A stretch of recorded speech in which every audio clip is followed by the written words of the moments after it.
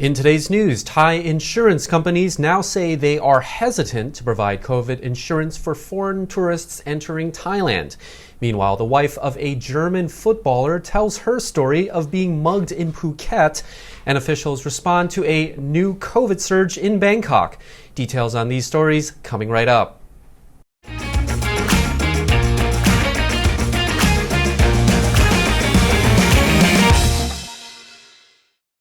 You're watching Thailand News Today, bringing you the top headlines in Thailand and beyond.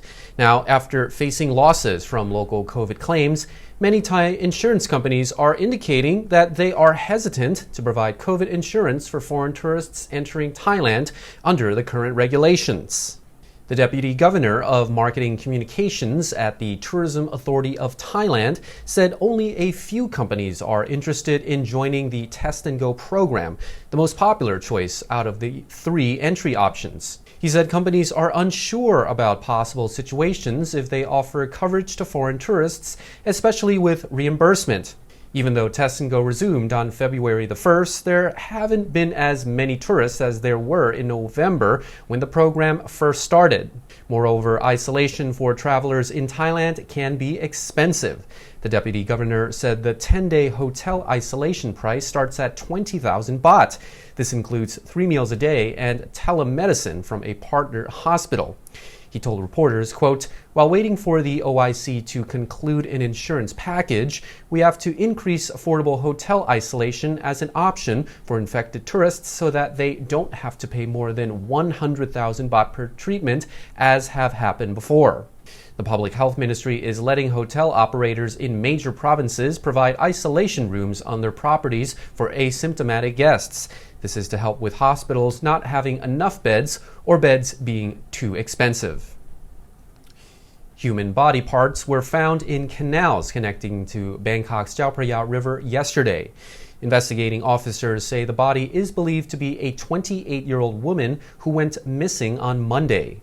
Officers initially launched a murder investigation but have since said the death was suicide after reviewing CCTV footage which showed a woman jumping off the Rama 8 bridge on Monday afternoon. Police suspect that the woman's body was cut by a large ship propeller. It's been reported by the Ruom Katanyu Foundation that her body parts were found floating at different locations across Bangkok Noi district. The woman's relatives were able to identify the remains by looking at the tattoos and accessories that the woman was wearing. While on a trip to Thailand, Kathy Hummels, the wife of German footballer Matt Hummels from Borussia Dortmund, was mugged, she says. She told German media that she was hit by a stranger and robbed at a beach in Thailand. Some reports say she was mugged in Phuket, but according to one Thai reporter, local police say they have investigated the claims and the incident did not happen on the island. According to reports, Kathy said her experience in Thailand was a nightmare. She says she was in Phuket for 3 weeks to film the Battle of Reality Stars TV show. On the last day of her trip, she wanted to spend some time relaxing at the beach to say goodbye to Phuket. When at the beach, someone hit her on the head. She had only a phone with her, and the thief took it and fled away. She then ran to the hotel for safety. She reported the incident to the police and decided to take a flight to Dubai that night to be with her child. Thai media shared that they tried to contact the commander of Phuket Provincial Police Station about the incident, but officers initially did not have any information to give reporters, adding that they needed a specific date, time, and location to look into the claims. Over the next 5 years, Southeast Asia's largest retailer plans to invest 100 billion baht to grow its business even more. The Thailand-based Central Retail Corporation, which has numerous department stores and shopping centers across Thailand, as well as 2 outlets in Indonesia, says the $3 billion investment is aimed at increasing revenue and market capitalization. According to CEO Yon Polksap, the majority of the money will go towards physical store expansions and upgrades, with the rest going towards technology. He said, quote, "Online retail is not going to kill offline, but will complement each other." Yon said his company is aiming to increase its earnings before interest, taxes, and amortization by 3.5 times by 2026 after its overall loss of 2.1 billion baht in the 9 months leading up to September last year. Thailand generates about 72% of Central's revenue, with the rest coming from Vietnam and Italy. In December, its parent company, Central Group, which is owned by the affluent Jiratiwat family, entered into a $5 billion agreement to buy luxury British shop chain Selfridges. A man who poured beer over a woman who then turned out to be a professional boxer has just been fired from his job at a top Bangkok hotel. Not a good week for the unnamed perpetrator, who hit the headlines thanks to the power of social media and a video that went viral. The incident occurred at a food court in the Hue Quang district of the capital when the hotel worker, who was off duty at the time, approached 24-year-old Praploy Sa Ia and tried to clink glasses with her. The woman refused and the man moved off, only to return a few minutes later and poured beer over her head. The outraged woman, who had been eating with friends, followed him out into the street, where she proceeded to aim kicks and punches at him. Praploy is a professional Muay Thai fighter who has won 40 out of 50 fights and has been winning medals at a national level since 2013. According to media reports, she now works as a Muay Thai trainer.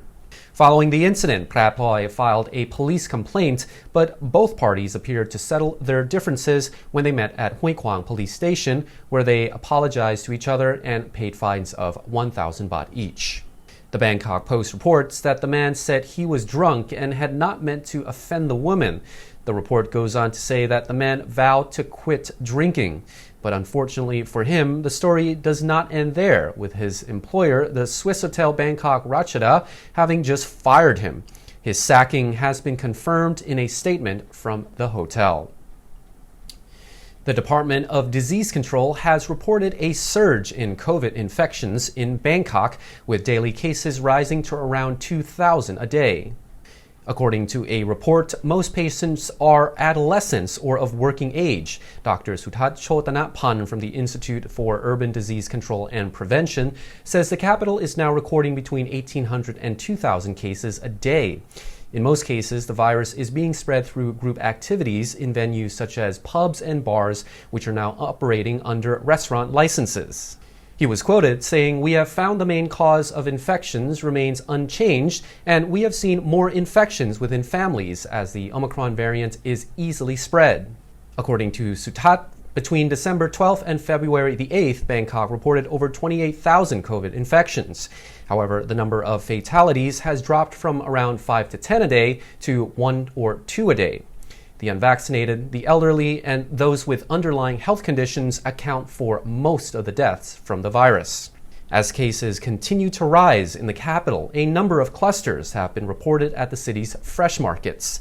The Department of Health therefore says regular hand washing is important, given that the virus can remain on items such as banknotes, coins, plastic bags, and other shared products.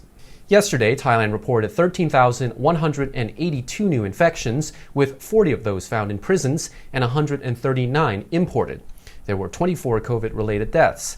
Of the imported cases, a report reveals that 51 were from Russia, 9 from Kazakhstan, 8 each from Germany and France, and 6 each from Ukraine and Estonia. Thai people are being warned not to use hand sanitizer spray elsewhere on their bodies or near a naked flame. The FDA issued a warning after a woman sprayed disinfectant spray all over her body and then lit a mosquito coil. She had sustained serious burns, for which she is still receiving hospital treatment. According to a Thai PBS World report, Wirachaya Nonwalachaya from the FDA has pointed out that the main ingredient of disinfectant spray and hand sanitizer is, of course, alcohol, and it's not really a good idea to spray it all over yourself and then light a match. He says users should rub the spray thoroughly to ensure the alcohol has evaporated before they start cooking, smoke a cigarette, light a mosquito coil, or before you show off your fire-twirling skills. And that's all for our report. Thailand News Today will be back tomorrow. Meanwhile, you're not up to date on the Thaiger.